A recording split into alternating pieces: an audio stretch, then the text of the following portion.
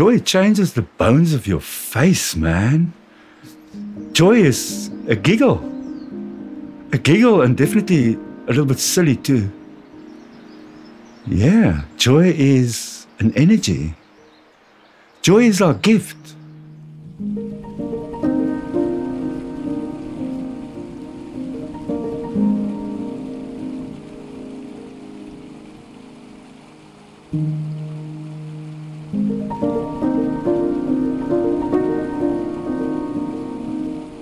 In the beginning of my current lifestyle, my family were really concerned about me.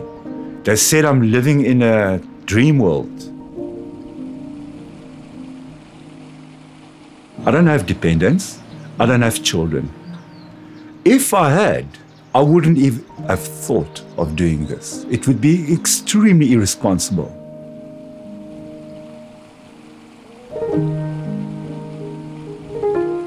I love people, and I love people that love me too. And I don't want them to worry about me, so I could never have done this, living with somebody that I cared about.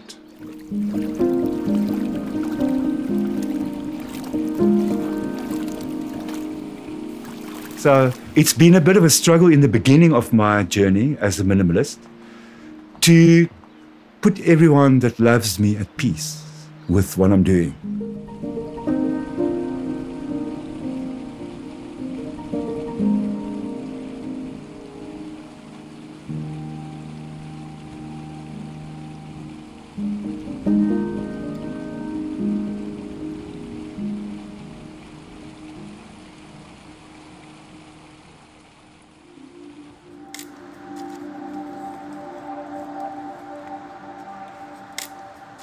Many people find my lifestyle as a form of criticism.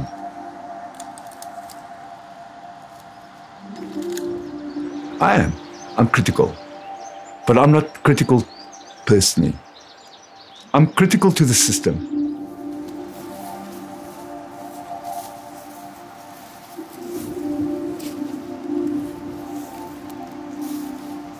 I don't find guilt with somebody who's doing exactly what they believe in. They know they're doing the right thing according to everything they know.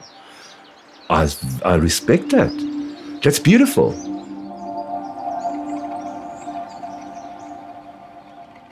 I don't support commerce as little as possible.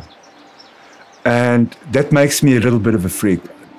I know the other side of it very well. I also stood on people for my own comfort.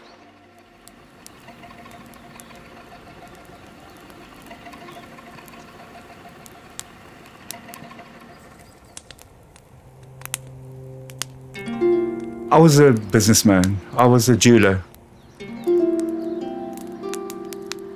I dealt with gold and diamonds and US dollars and rubies and tanzanites and all the trinkets throughout the decades of doing that rest very heavily on my conscience.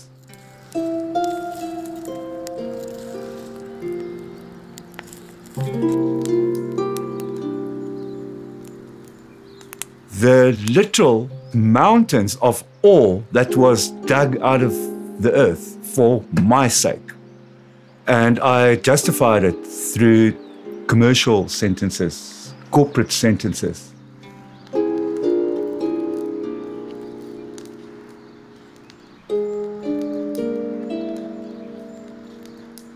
The one thing that bothered me during my life as a businessman was my huge keyring, the heavy keyring. The keys were to protect all I had accumulated.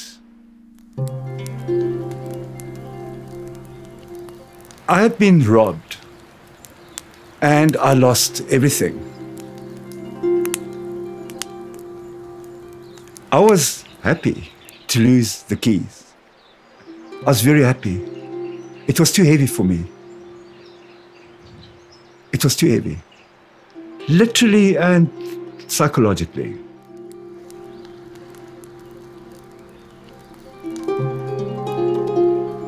And without things that were accumulative, I didn't need keys anymore. up to my current lifestyle where I haven't had a key in my hand for a long time.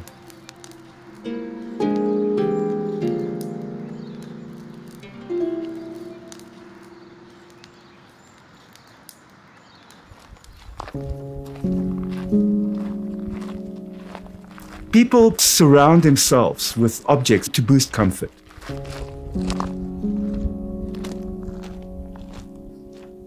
I've shaved my stuff off.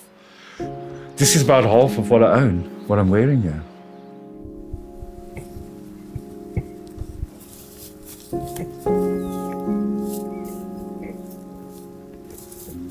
One has to be pragmatic.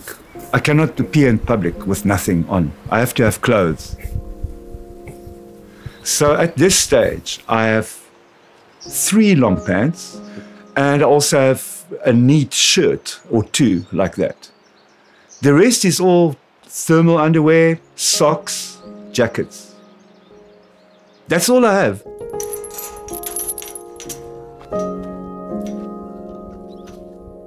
So when you weigh my entire kit, it weighs 9.6 kilograms. So that's not much. I don't depend on something to make me happy. I don't have to have a Coke with ice in it, in a frothy glass. It's lovely. But to me, that Coke is 10 times more delicious than to somebody who has it often. And that is a way of describing how things become easier. Everything becomes easier.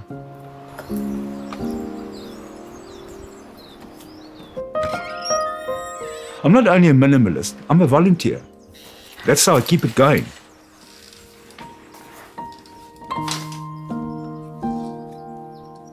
This is not my house. I don't have a house. I exchange board and lodging, board and keep for my volunteering.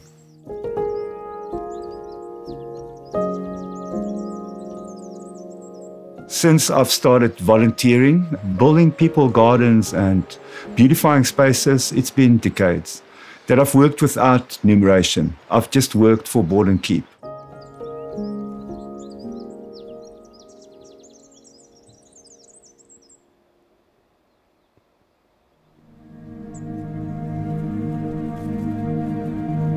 A kiss of the sun for laughter, a kiss of the moon for mirth. One is closer to God in a garden than anywhere else on earth.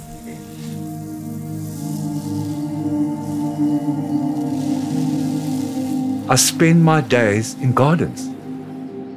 To me, that's heaven. A garden's heaven. I think there are some religions who actually see garden as heaven, as a garden. The passage of time blurs. When you look again, it's lunchtime. I call that awareness and consciousness. That's to be aware of where you are here now.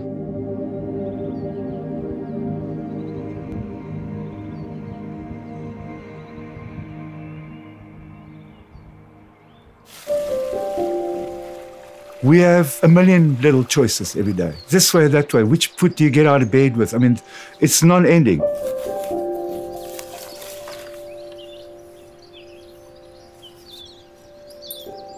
To me, the deliberation of the choices, and I actually would like to say the mindfulness of everyday choices. How much does it matter to you?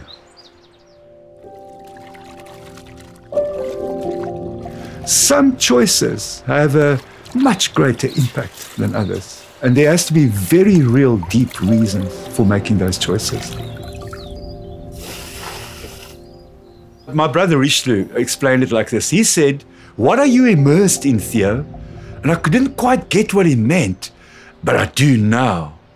I immerse myself in things of my choice. I'm steeped in it. And when you're a tea bag steeped in water, tea happens, right? So I'm a tea bag and I'm forever steeping myself in different situations.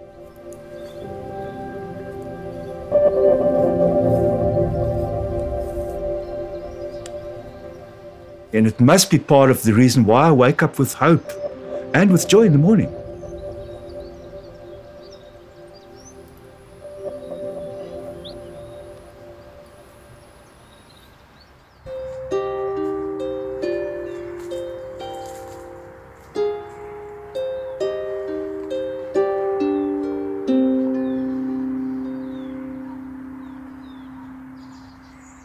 I'm running away from who I was, definitely. But I'm also running towards something. Same action, but it means a little bit different. The ends are a little bit different. I'm making sure that I don't become the smug, arrogant guy that I knew when I was younger.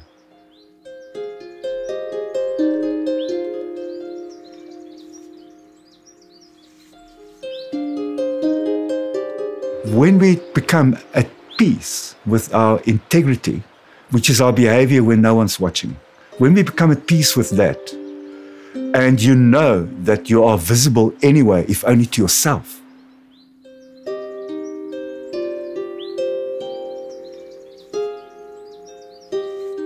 in terms of being who you'd like to be, there's a little story that happened to me.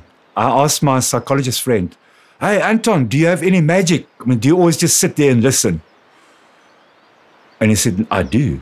He set his watch to 40 minutes. He sent me to my room to look in a mirror into my own eyes for 40 minutes. Not at my wrinkles or my facial expression, but straight into my pupils, into my eyes. And he asked me to return to him after the 40 minutes for the magic to happen. And I did. And he said, obviously, he said, "So, Theo, what happened?" Like typical of a psychologist. Yes, yeah, tell me, you know. I said to him, "I saw myself." And he said, "And?" I said, "I'm already who I want to be. I can see it in my eyes. I couldn't lie to myself."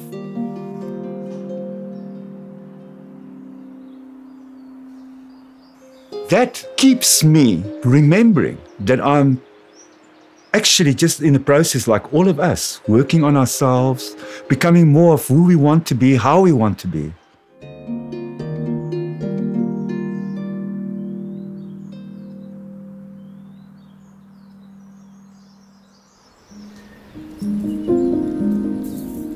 I wake up with joy and hope in the mornings.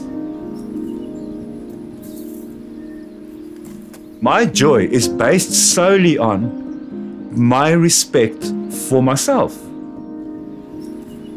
For myself to be true to what I believe in.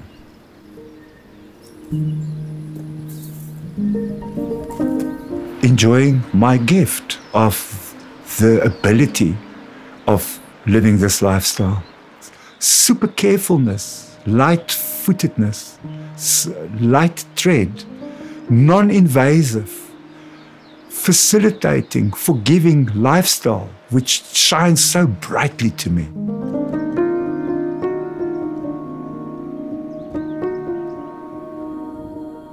Hope and joy is linked. My hope is, it has roots, it has foundation. My hope has a reason. It's not just something hanging in the air. It's tangible, it's very real. And I get proof from it daily. I get it.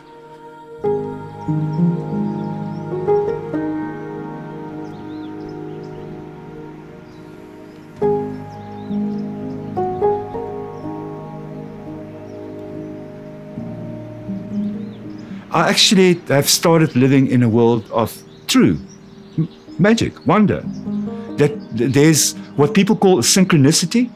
To me, is a common everyday occurrence. I mean, that's how life works. We just got to tune into it.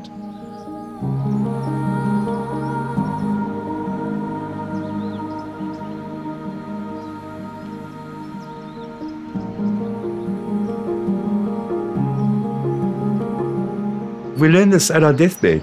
We remember this then. It's recognizing the preciousness within ourselves and others. The worth, our inherent, irremovable worth.